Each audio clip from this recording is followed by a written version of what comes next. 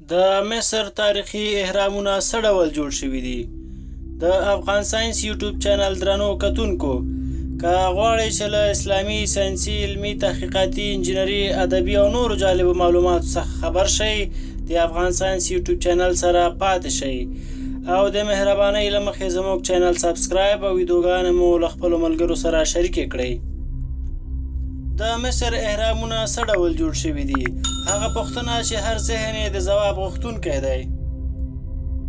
د مصر اهرامونو ته په کتو سره دا پوښتنه هر ذهن ته رالویږي چې دومره لوی اهرامونه څه ډول جوړ شوي دي.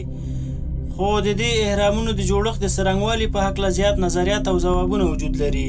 اندا چې ځینې په دې تمرکز کوي چې ښایي د دې اهرامونو د جوړولو کار به د فضایي موجوداتو لخوا ترسره شوی وي، مګر د یوې نظریې د اثبات لپاره باید کره شواهد موجود وي. د یو تحقیق په ترڅ کې داسې نوي شواهد لاسته راغلي دي چې له دې څو زره کلن راز څخه پرده پورته کوي. مشهور یوناني مورخ دیودور سیسلی 2000 کاله مخکې کله چې د مصر اهرامونو ته متوجه شو نو تعجب یې وکړ، ځکه چې په هغه وخت کې مدرن او قوي ماشین آلات موجود نه و چې داسې بناو د جوړولو لپاره دې وکارول شي او دومره لوی ساختمان دې پرې جوړ شي. تر تیرو څو کلونو وړاندې هم دا پوښتنه عصري نړۍ ته بې ځوابه وه، تر دې چې د زیاتې انساني قوې په مرسته تاریخي شواهد کشف شول، خو بیا هم د کار څرنګوالی د تیږو تراشل او د هغه پورته کول دومره ارتفاع ته هغه لاملونه وو چې زیات سوالونه یې رامنځته کړل. د لیورپول پوهنتون محققینو او د فرانسې لرغونپېژندنې انسټیټیوټ وکولی شو چې په سیمه کې 4500 کاله پخوانۍ میلان لرونکې سطحې کشف کړي او دا سطحې په مصر کې د تیږو د پخواني معدن شاوخوا کې چې الاباستر نومیږي واقع وي.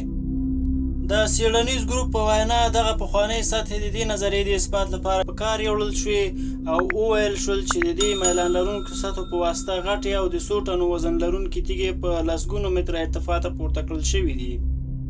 دې سیستم به یو مرکزي میلان لرونکې سطحه لرله، تیږې به په لرګیو ایښودل کېدې او کاریګرو به د 20 درجې او یا زیات میلان سره هغه د یو مزي په واسطه کش کولې او د ځای پر ځای کېدلو ځای ته به یې وړلې. د هارټنب معدن خواته کشف شوې مایلې سطحې دا هم را په ګوته کوي چې کاریګر به د تیږو دواړو خواو ته ودرېدل او د تیږو د کشولو په حال کې به وه، مګر په زړه پورې نقطه دا وه چې د لرګیو ستونونو به ځینو کاریګرو ته اجازه ورکوله چې مزی له پاسه کش کړي او ځینو ته به اجازه ورکوله چې مزی له لاندې را کش کړي.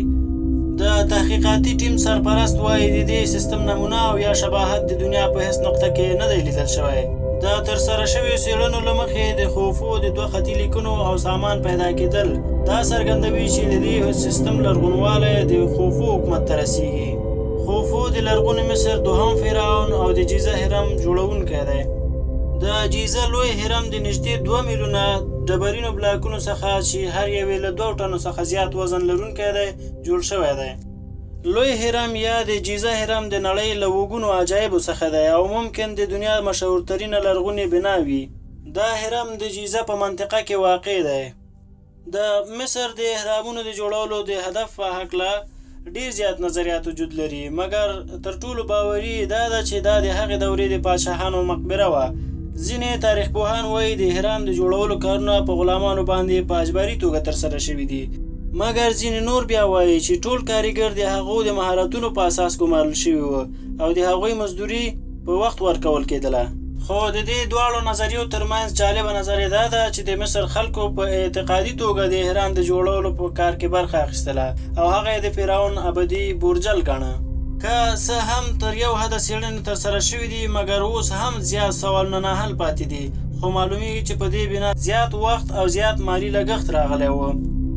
آیا د مصر اهرامونه د فضایي موجوداتو لخوا جوړ شوي؟ دا هر څه په راتلونکي